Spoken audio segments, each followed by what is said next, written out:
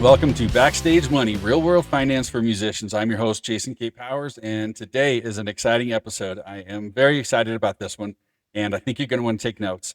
Today, I am joined by Mark Maxwell, owner of Maxwell's House of Music, a lifelong musician, a mentor to thousands of players through his store, lessons, and stage programs. We're going to talk shop about building your music business, serving a community, keeping the art alive. Mark, welcome to the show. Thanks, Jason. Glad to be here. It's a wonderful thing. Talking music, talking money. Yeah, I like both of those things. That's right. We love it. We love it.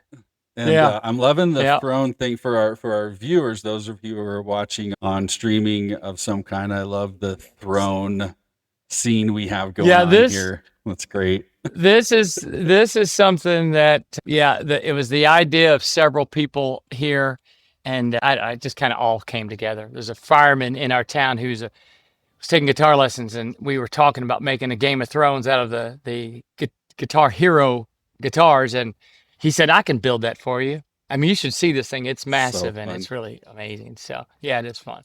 So fun. But anyway, so how you doing? Yes, you doing good? Yeah, doing awesome. I love chatting with you and just learning all the insight you've got, which we're going to kind of unpack a little bit. But first, give me who is Mark Maxwell? How'd you get here? Ooh, We were talking how'd I before get the here? show. Yeah.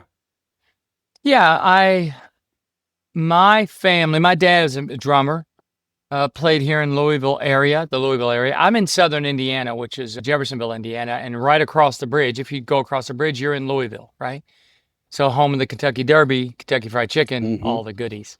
But so I grew up in this area. My dad was a drummer. His band played on the Dick Clark Caravan of Stars back in the day, right? Which was a famous kind of thing that toured the countryside. And anyway, then he eventually started working at music stores and then opened a music store. And then I went to work for my dad, and eventually I opened my own store. So I worked with the family for a very long period of time.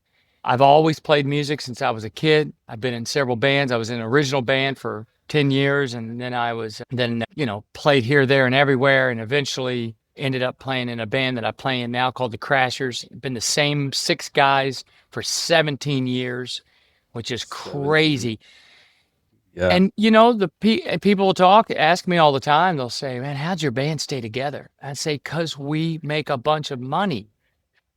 And when you're paid a lot of money to be in a band, you stay in that band, right? Particularly that these guys are also very nice. Yeah. Yeah.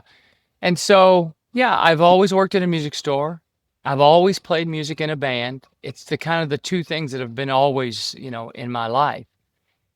I love doing it. I love people that play music. I want to encourage people to play music. And my brother is the drummer in my band. He owns a drum store directly next door to me. So I have this store, which is mostly guitars and keys and some electronic drums, but my brother's way into drums, and he has a custom kind of drum store next door to me. So so it's kind of been a family thing all my life that this is what we did. We played music, right? So we don't know any more or any less than that. My dad, I would think you'd probably say he's kind of the godfather of music in Louisville, Kentucky, right? That kind of, he's just been around here forever, and he's done a lot of things. And he's done a lot of good for the the So, I think that's where I get everything that I do.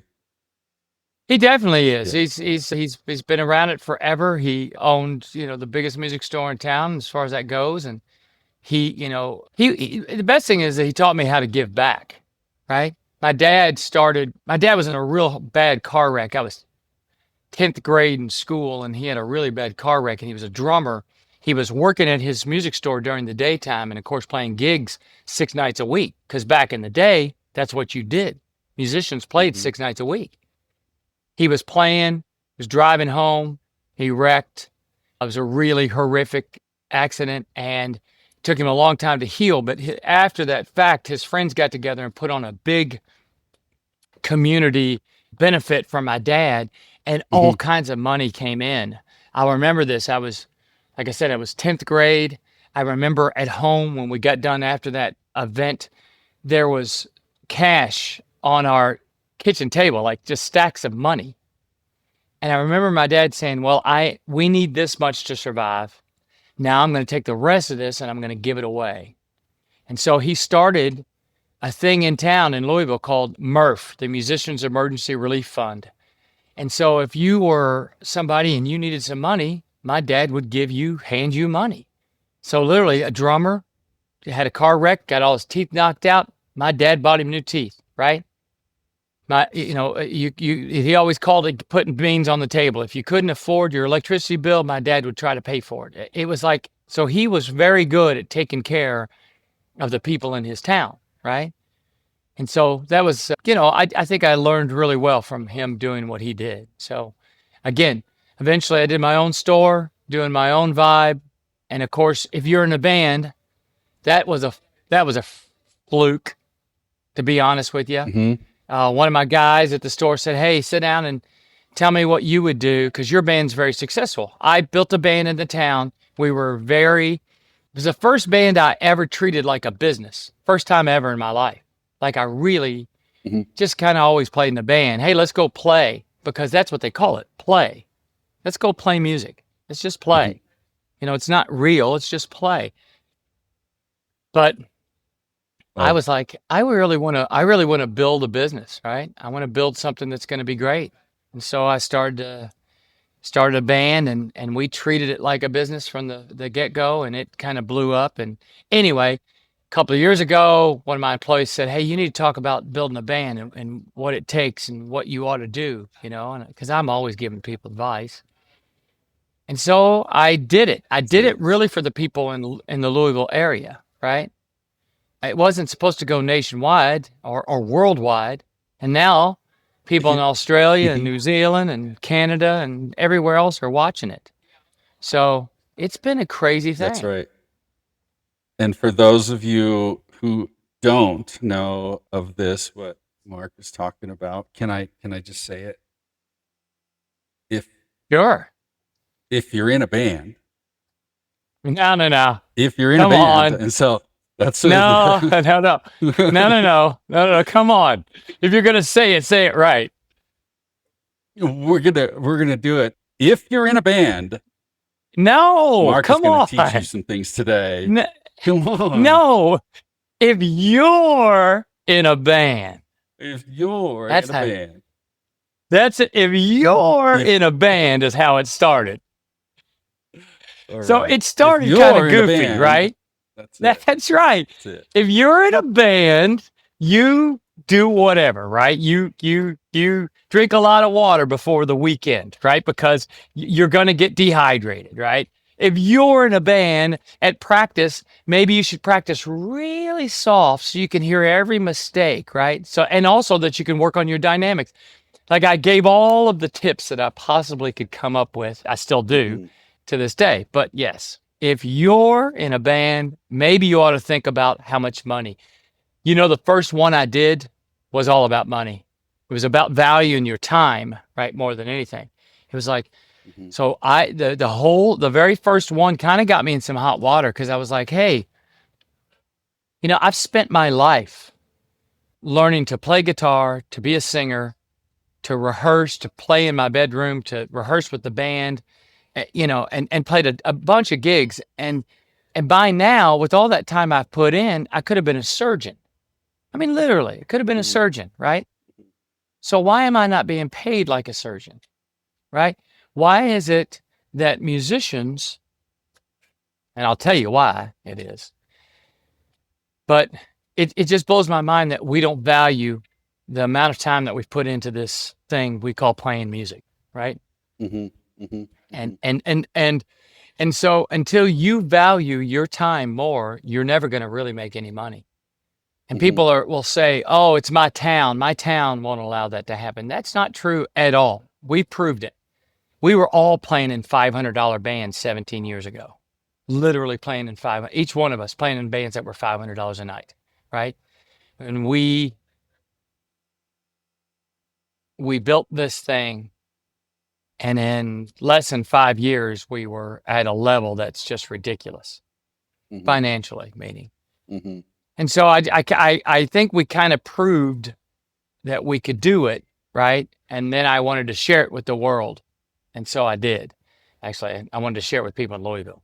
But it made it around the world, and now we're Hmm. sitting here talking about it because you've seen it before, right? That's right. And That's right. so I did not I did nothing, like we didn't do anything that made it go where it went. It was just obviously something that no one had ever talked about, and it just grew very quickly. So Hmm. strange but true. So Yeah. Yeah. anyway, That's great. yeah. That's great. So, Yep. so on the advice you give in this series, you've got, I don't know how many points you have now out there. 200 something. Okay. So what do you think, what's the top two or three that stand out for you the most, lessons for artists that maybe save them time or money or relates to money and habits or building the business on, just monetarily Yeah. speaking, what can they learn? Now it just depends on your goals. Hmm. So if you said, hey, I want to there's two sides to this. I want to be an original band or I want to be a cover band. Hmm. So when you get into this thing, there are two roads to choose from. Hey, I want to be a cover band. Okay, let's talk about that, what that means.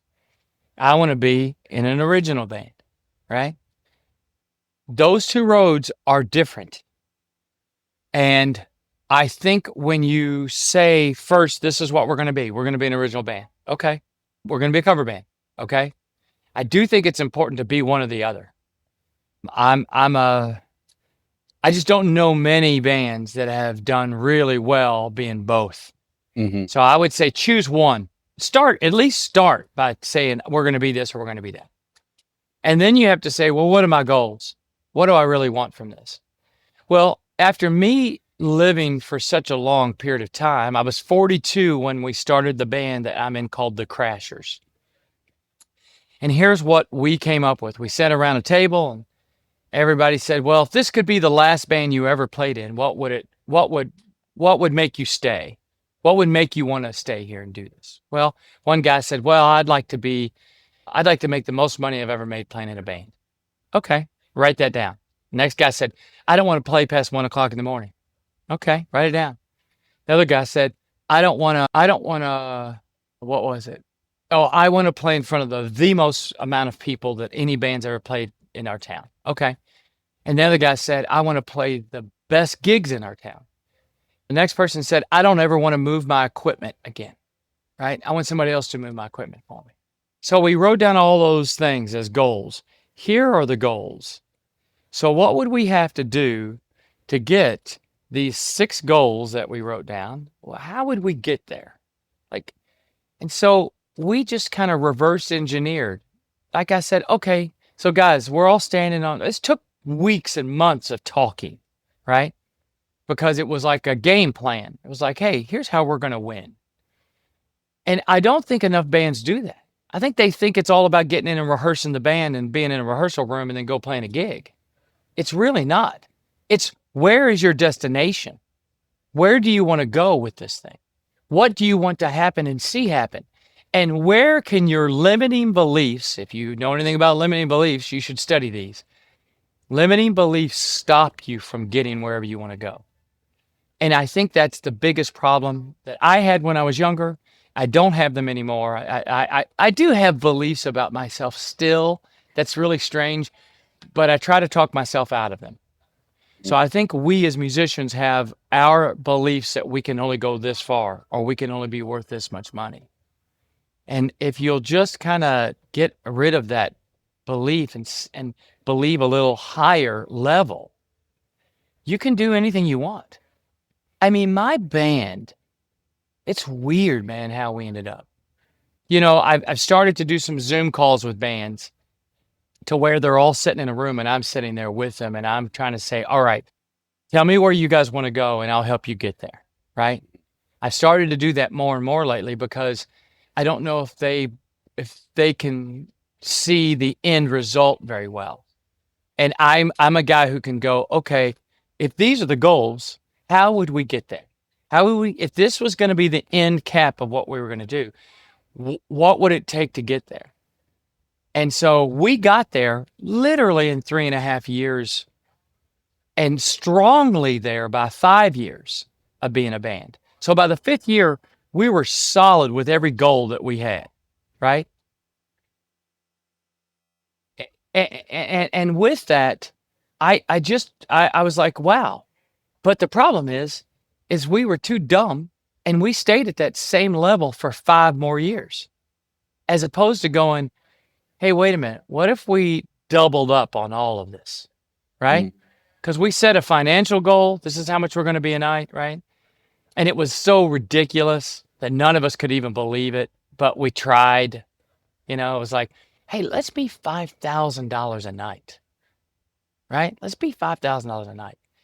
We were all playing in $500 bands. Mhm. Let's be $5,000 a night. That was just like literally saying, hey, I'm going to do a long jump and I can only jump 5 feet, but I'm going to go ahead and jump 10 feet, right? I'm going to Yeah. goal myself, right? Yeah. So we goaled something we never thought we could do, but we thought, why not just try to get our belief system behind Mhm. it? And so we did, and we ended up getting there, and then we went way further than that. And now, like, it's just amazing how if you just stop stopping yourself from doing great stuff, Mhm. you can do anything you set your mind Mhm. to. Mhm. And Mhm. so I don't know. I think we've proven it as a band. What I'd like to do is I'd like to prove it because I've proven what you could do with in a cover band. But now I'd like to take these same principles on an original band and say, all right, let me show you step by step what we did to get there, right? Because I Mhm. can tell you what we did step by step to get us to the point of being a very expensive cover band, right? Yeah. I can Yeah. tell you how to do that, and also how to stay together. You know, Yeah. again, money keeps you together. If you're making a lot of money, why not, right? Well, let's talk about that for a second. Like on the flip side of it, what's some of the biggest, you know, money making mistakes you see young bands, local bands make when it comes to growing Well, and they don't building? know. I'll tell you this, if I was a young band again, I'd offer myself, and I got criticized for this too, but I would offer myself up to free to one place in my town.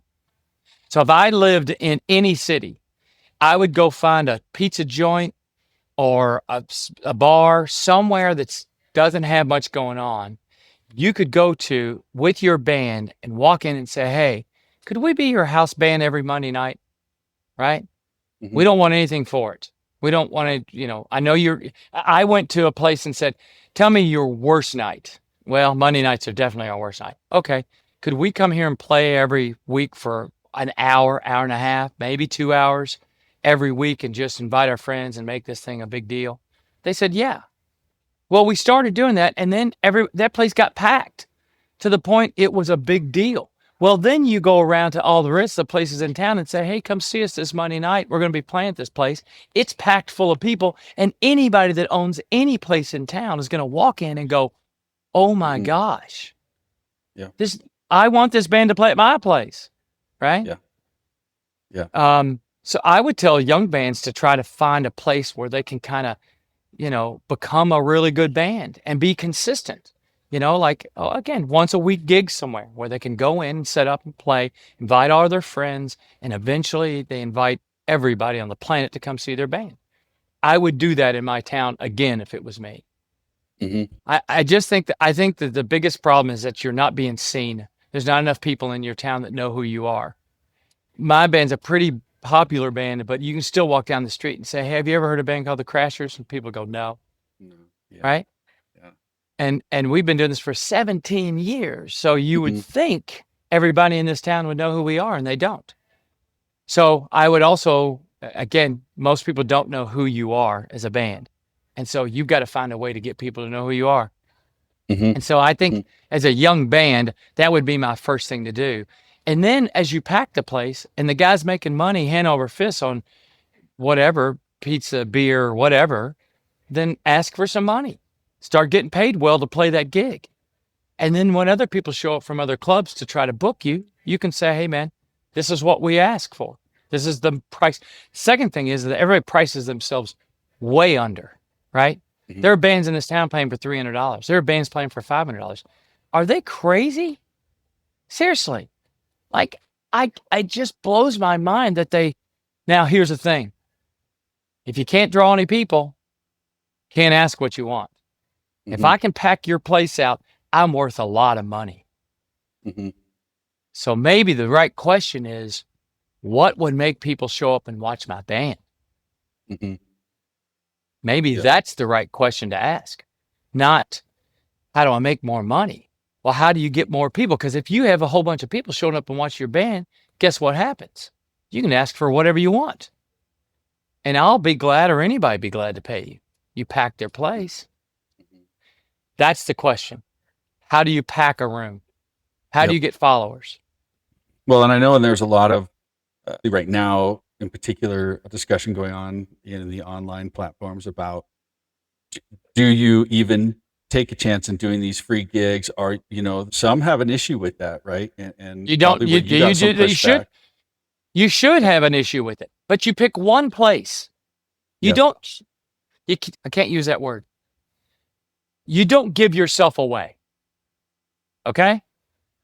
Look at the harshest word for that, but don't give yourself away, right? In other words, give yourself away at one place. Find one place that's not doing very well, that you can go in, set up your gear, play a show, invite all your friends, all your family, and then start meeting people to say, hey, every Monday night we do this thing. As you build that, it shouldn't take you 4 to 8 weeks before the place is kicking, right? And you can go back to the guy and say, hey, man, this is how much we want to do this thing and stay here at your place on Monday nights. He'll pay you whatever. I mean, literally, he'll pay you a very good sum because the fact is you're making money. That's what happened to us. We had found a little pizza place. Guy wasn't making any money. On a Monday night, we started playing, and the next thing you know, we're like, a very popular thing. The place is packed, and the guy's paying us good money to play his gig. And then we didn't play free anywhere else, anywhere. So if somebody came to us and we'd say, hey, yeah, we're $1,000. It was simple, Simon. We were a young band and it worked, right? And they'd be like, okay, we'll pay you $1,000. That was 3 times more than any band was making at the time, So I don't have a problem with people playing a free gig as long as it's the same gig and you don't want to give yourself away at every place in town. So just pick one place, start there, build your crowd, build your following. That's what I say. Yeah, that's great. I think there's something to be said about too, where in a way, you're starting out like that. You're helping them. They're helping you. It's not just about let me come in and me, right? It's a little bit of give. Listen, right? My dad always said to me, he said, look, a good deal is a good deal for you and a good deal for them, right? You can't win and they lose. They can't win and you lose. What's happening, that's the problem, is that a lot of people, I'm not going to blame it on clubs, but there are a lot of places in town who are winning in the music. Matter of fact, I'll tell you who's winning. Nashville, Tennessee is winning. Every club in that place has got a lot of people in their club, and here's a band in there, and every one of those musicians is losing because they're playing for pennies. They're playing for pennies, and they should stop playing in Nashville, period. Nashville's the music city. Well, show us the love.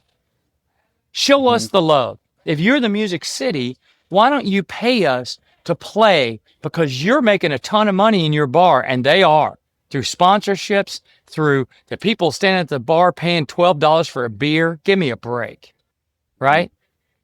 So Nashville makes me really, my blood boil. But you know why?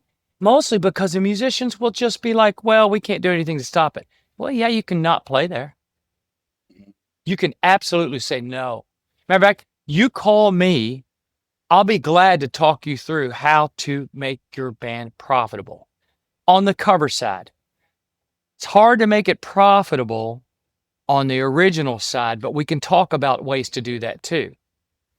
But I think people are giving themselves away, their talent, what they've worked their whole lives towards, right? And I think it's a travesty. I do. It breaks my heart, especially in Nashville, Tennessee. Breaks my heart. I go down there and watch musicians playing, and I know they're playing for pennies, and it just breaks my heart. Hmm. Hmm. So how do people wrestle with the mindset of, well, because I'm sure a lot of them are, I don't want to turn this down because I don't want to lose the exposure, right? And for me to say no just means no work, you know. Yeah, Does it really, you know what I I mean? So hear. there's that fear of, well, if I keep saying no to stuff like this, and what to do, I'll never get anywhere, I feel like. Yeah, yeah, that is something. It's not right, but it's something. I will say this to you: if I'll use the word, I can't use that word. Trying to not be raw and nasty. Hmm. I don't think I can tell you what worked for us. Hmm. We built something that had a killer website, and it looked like we were rock stars on our website. And we pushed that website to every bar, every joint in town, every event place, every dressmaker, every tuck shop, every flower shop, any place that we thought was going to be some kind of event, one of the three, either a public event, a corporate event, or maybe even a wedding. And so we pushed our website out to everybody. And then when they called us, we priced ourselves out of the market heavily, right? To where we had to listen to no a lot for about 6 months or a year. Hmm. But then by that point, something had happened where people had never heard a band say, no, I won't play, Hmm. right? Like we became the first choice for people to call. But we would say, yeah, I wish we could do that. We just can't. I wish we could. But we're $1,500 and you're looking for a $500 band, Hmm. right? And people could not believe that I would not. Well, how about if we did 900? And I'd say, man, I wish we could. Well, what about $1,200? Man, I wish we could. I Hmm. wish we could. Now, at that moment, you're valuing yourself, your time, your life, and your product that you're designing. Now, if you don't believe in your product, then fine, go give it away. Hmm. Just go give it away. But if you spent your time and you thought about it and you worked hard and you built that product up, you wouldn't want to give it away. You just wouldn't want to. It Hmm. doesn't make sense to me at all. I don't care what band you're in. I know how to, there's about 25 things that you would have to do. But if you did all of those things, you could be very profitable. And your band could be one of the biggest bands in your community, in your town. You just have to change the way you're thinking because we are thinking wrong. I promise you that. Hmm. It's we are thinking wrong. Yeah. So yeah, go ahead. Yeah. I say that all the time too, the change your thinking. And in my business, it's change the way you think about your finances, and it will change your life. And it's Totally the will. same, what you're saying. It's It just will. change the way you value yourself, the way you see yourself in the business, and Mm-hmm. where are your boundaries, right? Where are Right. you going to draw lines and say, I'm just not going to cross this line, even though it's tempting, you know? Man, it's very tempting. And here's the thing, my guys in my band got very mad at me the first year because I'd said no to a lot of good things. Hmm. A lot of good things. I mean, like things that I would have never said no to in the past. Hmm. Never. And they were like, why don't we do this? What are we doing? I was saying, we're getting everybody to respect us, is what we're doing. Hmm. We're getting everybody in this Hmm. town to understand that we value our time, we value what we're doing, and we're creating this buzz in the town that we may have something special. Now, you do have to show up when you do show up with something special, right? You have to show up and swing a big bat. And of course we had a whole year to work on swinging a big bat, and we eventually did. We got to that point to Hmm. where, hey, we can go in here and swing a really big bat and it's going to work for us. Hmm. So, yeah. Yeah, it's almost like a band. It's weird. I even told my guys when we were playing, I was like, don't quit your band that you're playing in now. Don't quit your band because you're going to be mad at me because I'm going to let go of all these great gigs that your band's not even getting offered, but we're going to get offered, and I'm going to say no to them so that they'll believe that we're a better product than not. I mean, Hmm. It's like anything else, man. It's me holding up a Mercedes key and me holding up a Ford key and me saying, which one would you like to have? And if you said, if I said, here's a free car sitting outside, which one would you pick? Jason, would you pick the Mercedes key or would you pick the Ford key? Pick the free Mercedes, man. It would. Why? You would. Everybody would. Why? Yeah, more value. Because you believe it's more value. Yeah. That's the thing. You believe this key is more value. And it could very well be. Or that Mercedes sitting out beside could have 250,000 miles and be a 2002. And this Ford key could have been a brand new one right off the lot with no mileage on it and worth $30,000, $40,000, $50,000. So perception is what we're selling here, right? How do you get people to perceive that your band is worth more than the next band, right? Mm-hmm. And then how do you deliver? How do you deliver? How do you become something that's so good that draws so many people that you're undeniable, right? That's what I can teach a band to do. That's what I can teach anybody to do in two ways. I can teach them in the business sort because everybody goes in the rehearsal room and rehearses. They rehearse wrong, by the way, but they do rehearse. So I have a specific way to rehearse a band, and I have a specific way to deal with the business that actually does work and will, but I don't know that we ever learned how to rehearse, right, in the rehearsal room. And I don't think no one ever taught us how to run our business at all. Matter of fact, it's barely ever talked about. This is the music business, right? Right. It really is. And how do you get ahead in that? How do you win that fight? Mm-hmm. And so I don't know. I think that's why I started doing these if you're in a band things, is because I felt like I knew how to do it, and I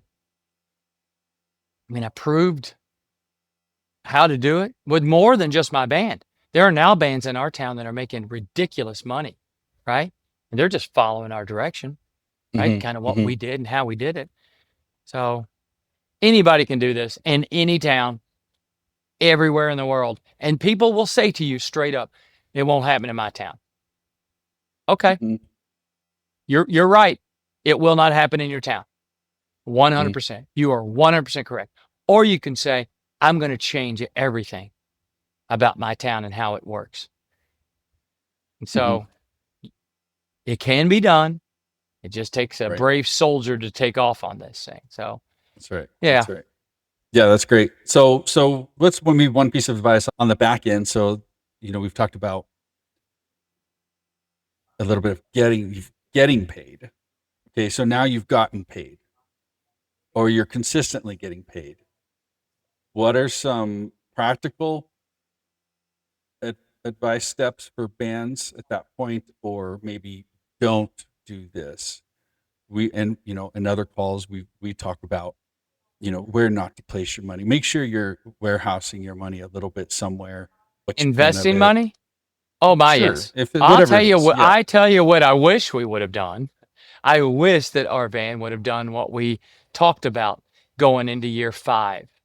If we would have been a much better off band, right? Whether it was in taking a portion of our money, because what we did with our money is we split that money up. We put each guy, there were 6 guys who started the band. Each one of them got 10%. Okay. So whatever money we were getting, 10% was going to, so 60% of the money was off the table. So now there's 40% of the money. Now we knew we wanted a road crew, and we were like, well, how much is that going to cost us, right? Well, it's going to cost us $300 to get a few guys to set up our gear and tear it down. Okay. So we budgeted that, which was about 20% of the money, right? But then we had this other 20% that was left over. So we got into the point, we're even doing that to this very day. We talk about percentages. Like that person's paid 2% of our money, or that person's paid 3% of our money. Like we know again, it is a business. Like it is a real business. And so reinvesting that money, whether it be in real estate or in the stock market, or however you decide to reinvest so that your band can come out of this thing and actually have some kind of money to survive with, right? In the long run of life. I, yeah, I can't say enough about that. I wish we would have done better than what we did. We did Mhm. do a good thing. It's just, the hindsight's 2020 situation. It's like Sure. you get through it and you go, man, just imagine. As a matter of fact, if you're an original band, my opinion, I'll say this. I think you should record 12 songs a year, right? Every month, I think you should go in the studio and cut a song and release it. Every month, release it, release it, release it, release it. If you did that in 3 years, you'd have 3 full records out, right? But what happens with original bands is they'll go and they'll record something, and then they don't record anything for 2 or 3 years later, right? If that. The consistency of anything works better than nothing, and that's money or anything else. So you want big muscles? Go to the gym and lift a weight every day. You'll have big muscles. There's no ifs, ands, or buts. You're going to be a stronger person if you go to the gym and do that. If your band does the same thing, be consistent. If you're writing songs, be consistent. If you're recording songs, be consistent. If you've got money that you've made and you're making good money, like all of my personal money from my band, I live on my day job and my band is my fun money, right? Hmm. So I travel with that money. I invest with that money. I do all kinds of things with that money from my band as opposed to using it, right? In any kind of, living expense way. So I have 2 jobs. I work at a music store that pays my electricity, my house, my Hmm. car, whatever that is, right? My living expenses. So it's another thing. Most musicians cannot survive on just being a musician, even though there are a lot of guys in this town that are just musicians. But a lot of them also will learn to teach. So there'll be teachers during the day, musicians at night. So investment wise, yeah, I wish we would have been smarter. I really do. It's especially since we've been together for 17 years, because for Hmm. the last 12 years of that, we could have had a killer nest egg as opposed to not Yeah. realizing it till about year 10 that we should have done it. Yeah. And that's a conversation that comes up just in about every recording we do is you hear it. I wish I would have started Hmm. some kind So of nest just egg, do some it. kind of saving, some kind of something when I got started Yep. or early on or when I can't, right? And I Right. think that's a common theme throughout this. And that's actually one of the main reasons I wanted to start this podcast to begin with, was because you hear that, you run into situations, you start seeing musicians, even very well-known musicians, internationally known, who haven't been on the forefront lately. Some crisis happens, and all of a sudden there's a GoFundMe page up, and You're thinking, and why in the world does that guy have a GoFundMe yeah, page? Right. right, Yeah. and it's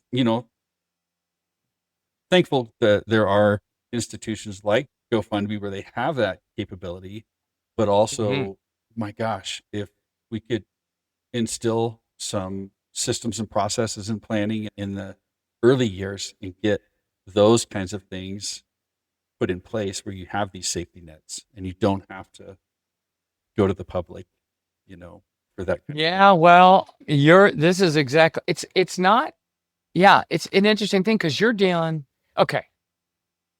So you work really hard to be able to do something. And all of a sudden you get to that point to where, oh, wow, I'm now making a good living by playing music. Hmm. But you forget that one day you're going to have a bad back. You're not going to be able to walk. Your knees Hmm. are shot, whatever it be. And you have no money left, right? At all. You have no nest egg whatsoever. Nest egg is not a word musicians use, right? Hmm. Which is why most people leave being a musician and they go do anything else, right? In the whole Hmm. wide world. Which is kind of sad. Again, we don't charge enough money for what we do and how long it's taken us to get to this point to be able to do this. And we don't need to give ourselves away, and we need to get paid better. And then we need to realize what we do with that money. Even if it's just 20% of your money, there you go. Okay, for the rest of my life, no matter what, 20% of my money is going to go somewhere else. I'm going to save that money. I'm going to invest that money. I'm going to buy I have a friend who took all his and just did real estate, right? Now he's up to like 27 houses, right? It's Hmm. crazy. And I'm like, dude, I've seen several musicians do that. I remember where they actually kind of started, again, any kind of investment, anything is good, right? Just take 20% of your money. And if you don't know anything to do with it, get a guy like you, right? You're out there talking about this because it is a need. It's horrific. It's crazy to me is what it is. But Yeah. I don't know. Who am I? I'm just some dude from Indiana. Yeah. Hey, you made it this far. You made it this far. Yeah, I mean, Okay. I've had fun. All right. All right. If you're in a band, what's probably your favorite piece of advice that comes up and people are like, I never thought about that. I mean, do you have I don't something that's like, know. it's probably every Nah. point. I'm sure every point you give is like, everybody's like, wow, but what's But kind of one that a stands lot of out a for you? lot What's your of people, favorite one? I don't know. I don't know. I don't think there's a favorite point. I don't think there is. I mean, there's points that people say, I know this. I just didn't think about it, right? I Mhm. know this. I never thought about it like this. Or I know these tips. I just don't think about them often. And now it's bringing me back to, to thinking about them. So I don't Mhm. know what to say about that. I don't think there's any one point. I do think, I do think that I do think I wish that we would have more conversations. That's what I Mhm. wish. I wish we'd have more conversations about what we're doing, but we kind of get in our little bubble of our band and we don't really have community with other bands. So I think if I was going to talk about anything, it's trying to make a community of people, like-minded people in your town. So all the cover bands, not that you're starting a, you don't have to start you know, a Working group group or or I mean, something. but Yeah. it is a thing to have a community of people who do what you do in your own town, Mhm. so that you guys can talk about, how because there's bands in town doing things I wish I was doing, right? And so it's not like I know everything. I'm watching other bands and learning from them. It's not, I just keep learning. But I tell you what I won't do is keep making the same mistake over and over, right? How Mhm. stupid is that? You know, I will not do that. Yeah. So, and I think the next phase for me and my band is that we've kind of become a backup band for a lot of bigger artists now. So we're going down to the Dominican and playing a show, and we're going to play in Vegas also, backing up Mike Reno from Loverboy and John Elefante from Yeah. Kansas and several people like that. So we've become that band that's kind of like a backup band for artists. In other words, it was like, okay, we would just want to play this bar in our town, right? Mhm. To where, well, we want to play this event. Well, we want to play this event. And we just kept stacking it to the point to where, wow, all of a sudden Kid Rock's standing on stage with us and we're like, how did this happen? Right? Yeah. Yeah. And I know how it happened. And now all I want to do is try to share it, but it's a very individualized thing, right? So I can say all these tips and you can try to put your own little roadmap together, but until we had a conversation about your specific band is going to be different than my band. Mhm. And so we really need to decide, how do we deal with that, right? Mhm. How do we deal with your band? Like, what is it that you have, or what would you do or want to do? And how far can that take you? You know, Yep. my friend started a AC/DC tribute band and he went to this point and he knew it wasn't going to go any bigger. Now it got big, as opposed to most of the bands were down here. His band that was doing an AC/DC tribute band was here. Then he left that band to go do something that's now way up here, right? Because he saw the opportunity and thought, I want this opportunity to last and I want it to be big and I want to make a lot of money doing my thing. So Mhm. I think we are our biggest limiters of everything. So, Yeah. Yeah. So in that you just rolled out something new that's helpful for bands, and yep. I've got it, right Oh, here. yeah. Yeah. Tell us Yeah. about Yeah. that. I don't know. What's it called? What do I call it? The gig sheet.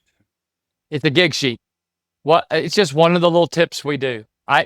If we're going to book a gig, because there are 6 people that are in our band, then we have a sound man, that's 7.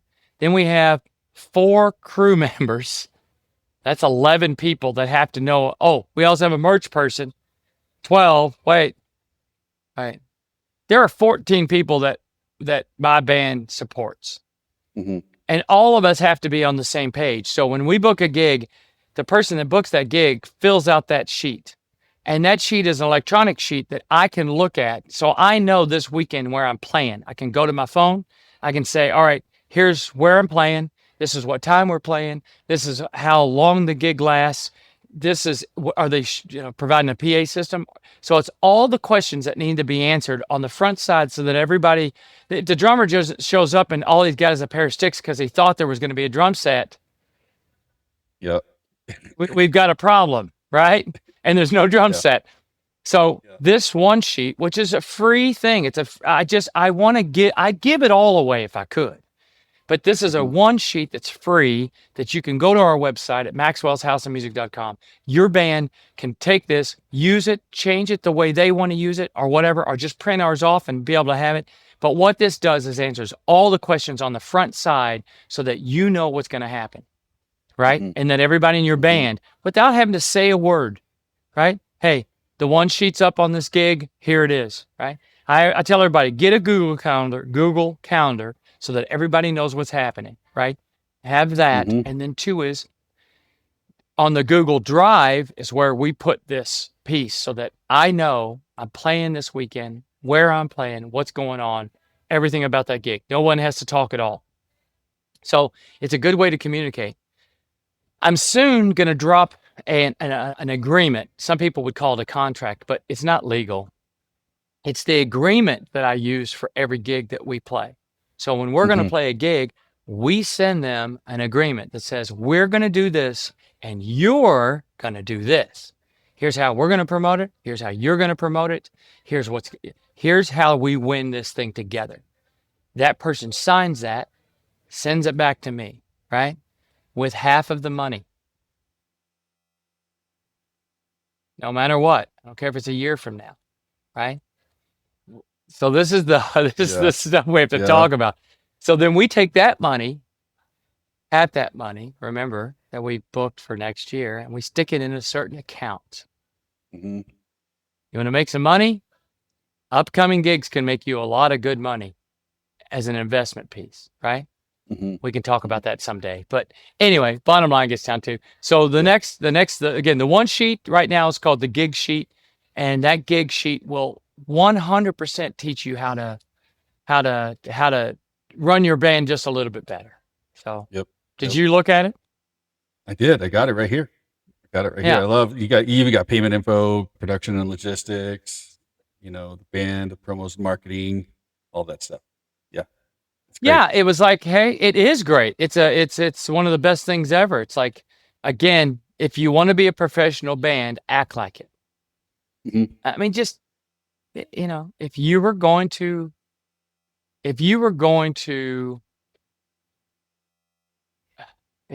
open a lamp store tomorrow next door, you'd have to have the building and a computer and lamps and light bulbs. You'd have to put up a sign. You'd have to advertise. You'd have to you'd have to do all of this stuff to open up a business. So why don't you do all those things to open up a business? You get what I'm saying? That's what I'm trying to do, is to get them to mind that this isn't just about playing guitar, playing drums, playing keyboards, singing in a band. This is another step in life. This is how do you start a real business called whatever you want to call it, right? How do you start a business called the Foo Fighters? Foo Fighters is a killer business. Kiss, killer business, right? They are. Yeah, they're creative and good, but they've built themselves an amazing business. We're all businesses. It's just some of them are doing good and some of them suck, right? And I don't mean musically. I'm talking about financially, right? Business. Yeah. Business. A lot of great musicians out there. A lot of bad business people as musicians. Yeah. Yeah, it's so sad for me. It's so sad. It's so sad. And a lot of people say, well, I don't care. Well, you do. I mean, that's, again, another reason our band stayed together for so long is that we're all doing pretty good financially in it, right? So if you're doing pretty good financially, it's harder to quit something, Yep. Plus the guys in my band don't suck. They're all nice people. I like Yeah. them. Right. Yeah. That also That makes, helps. That helps. I tell people That the first helps. thing I ever did, we sit down at the table and I was like, look around this table. Are you sure that we can all survive this without killing each other? Right. That was like the first question I ever answered. Yeah. Are these good enough people? Yeah, they are good people. And I want to be in a band with them. Now what? Right. Yep. Well, let's make our goals and then figure out how to get there. All right. Yeah. So tell us again, where can people see all your bits about if you're in a band? Where can people get the gig sheet and learn more about what you got going on? Yes, maxwellshouseofmusic.com. That will take you straight to everything that you need. If you want to buy a piece of gear, we have a great music store here. It's a beautiful place. If you want to get ready for a tour, we have a great facility to do that as far as like rehearsal rooms and things like that. It's a great place. But if you want this gig sheet for free, maxwellshouseofmusic.com, definitely go there, get the gig sheet. It's pretty cool. It's a good way to do business. And if anybody wants to, in this whole wide world, want to talk to me about their band and how to make it bigger and better, 812-283-3304. I'll be glad to have a conversation. I want you to win. And I want us as a musician culture to win. What's scaring me is this. Can I say this real quick? Mm-hmm. Here's what's scaring me. I put a thing out on, if you're in a band, to say, hey, do me a favor. Thanks for watching, but tell me how old you are, what instrument you play, and where you're from. So the guy says, hey, I'm from Hawaii, right? I'm 72 years old and I'm a drummer. Well, we put all that stuff into AI and we figured out that the average age of the person that's watching, if you're in a band, is 58 years old. Oh, wow. Why is that? That's the question you have to ask. Why? Well, we had the Beatles. We had the Eagles. We had Van Halen. We had Motley Crue. We had rock band. We had bands. We didn't have this. The phone. Yeah. And so we're losing musicians. And not only that, how many parents are going to say, hey, I want you to become a musician when you get older? Nobody. Mm-hmm. No parent says that. They're like, you want to starve? Be a musician. That's what parents say to their kids. Mm-hmm. We have to change that attitude of, hey, this is a lucrative business to be in, right? It's a good thing to be a musician. It's a wonderful thing. It's all about, and again, I want it to be financially great because I know how great it is for my soul, right? Mm-hmm. And finances will never catch up with how wonderful music is for the soul. Period. But wouldn't it be nice, instead of being down here at the finances, that we could be right up in here, right? Wouldn't it be great? Soul getting fed, stomach getting fed. That's it. That's it. Preach it, man. Preach it. I know. I'm sorry. I'm sorry, but somebody has to say it. That's right. That's right. That's right. Well, okay. All right. Every show we like to wrap things up with a segment called Final Riffs. This is where we kind of turn down the storytelling and we crank up the honesty and ask our guests a few quick hitting questions. Some pull out real lessons from life and music. Some shed light on who they are as a person in the hot seat. You never know what kind of gems are going to come out of this part. So, Mark, this is where we loosen it up and we get a little reflective. You ready? All right. But I'll do it anyway. No. We leave out the what color is your underwear kind of questions. Okay. I don't wear it. No, sorry, go. All right. Real quick, if you could go back and tell your younger self one thing about the business side of music, what would it be? Hardest one. Wait. No, it's not hard at all. I would say to my younger self, be the best you. Don't try to be anybody else. I spent too much of my time young trying to be like Kiss and be like Van Halen and be in all these bands that I wanted to be like, as opposed to being the best me. That'd be the first thing on the creative side of things. The second thing is to realize also financially, you can have anything you want at a younger age. You just have to know how to ask for it. Mm-hmm. And so it took me so long I could teach a 20-year-old kid how to do this really well right now. And I'm 59. It took me a long time to figure it out. If they would listen. The problem is, Mm-hmm. Do they listen? will they Yeah, listen? Yeah. that's right. All right. Who's someone in the music industry that has impacted you the most and why? My dad, probably, just because he was instrumental in me learning to be a good musician, right? Mm-hmm. Yeah, I would have to say he was. My mom taught me to be a good human. My dad taught me to be a good musician, right? And, I would say that's probably where that all started. Yeah. Yep. Yeah. That's great. That's great. I hear that a Yep. lot coming from the parents, right? It trickles down. They very, very much were supportive of what I wanted to be and, Yeah. and do. So, yeah. All right. Good. What does success in the music business look like for you now, and how has that definition changed over time? How would you define success? Yeah, I thought success was being a star. That's what I thought it was going to be. But since that didn't happen, I had to, the alternative is that I can survive on how I do what I do, right? Mhm. I can survive well. I could survive doing either one of these jobs, working at a music store or working in a band. I could survive on either one, but both of those together make it a pretty good lifestyle. So, yeah, I'd say Yep. that. Yep. All right. Non-work related hobbies. Yeah. How much? Nothing. No. I mean, I like to play basketball, I don't do it very often, but I like it. I used to go fishing all the time when I was a kid. That was one of my favorite things. I don't do that anymore either. I should probably do both those things. So I'm not going crazy out of my mind. There's nothing else. I'm a music guy. I wake Through and up and through. I start my day. It's all day this. Today I'll spend my entire day working at this store. And then I'll go to rehearsal tonight.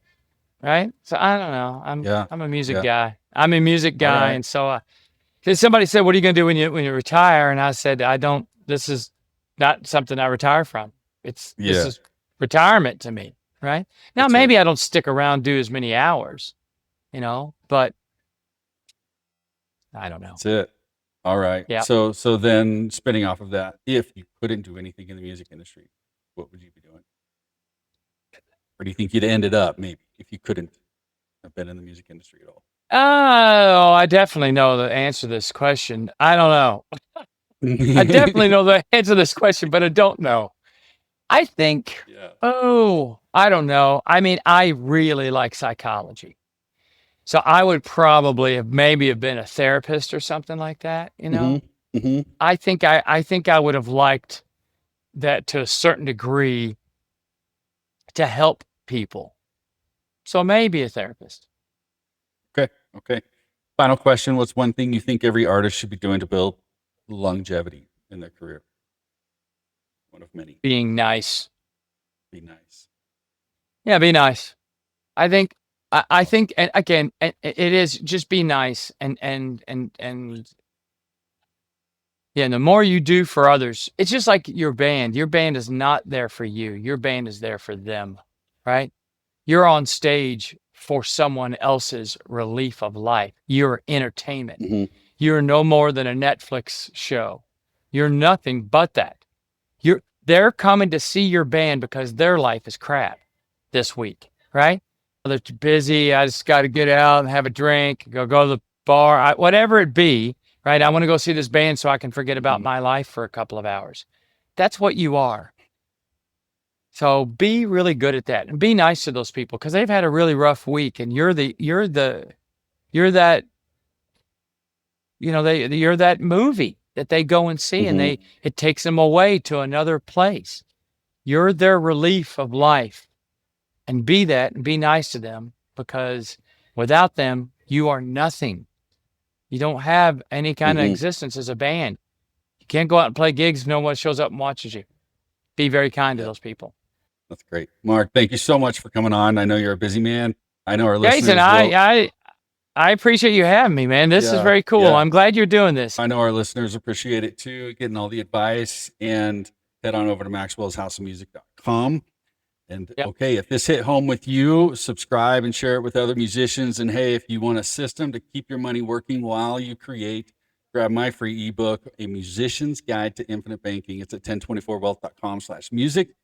And I don't imagine have covering that. touring. I have to get Nope, that. you got it coming. You got it coming. Then as soon as we're done, we'll get it going. That's your way. incredible. I can't Yeah. wait to. I had no idea you did this.